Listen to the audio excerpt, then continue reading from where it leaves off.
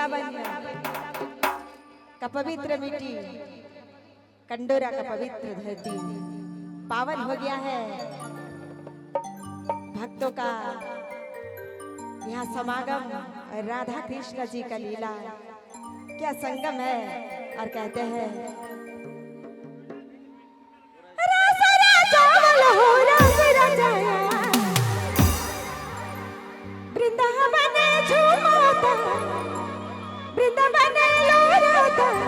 गोपिनी कन्हैया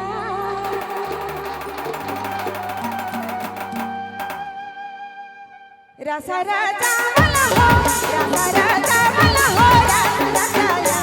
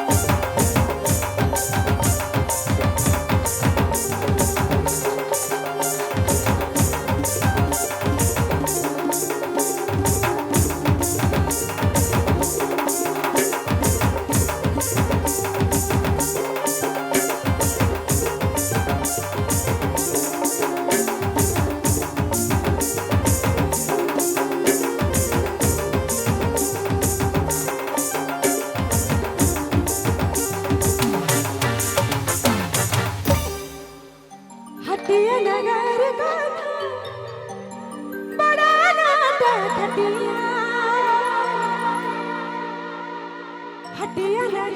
गाना बड़ा नाटक ये हो गोपिन सबके कराई पैसनिया चुराई लला चुनरिया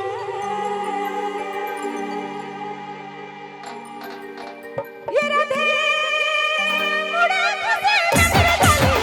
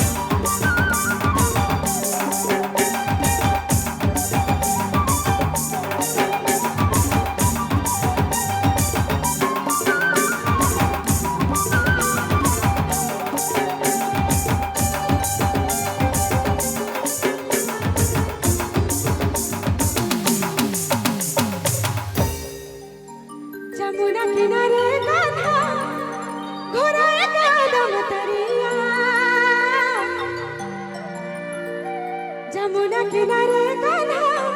घोड़ा कदम तरिया ये हो मसूरी सूरते आवल गोपिनिया छूटी गेला गगरिया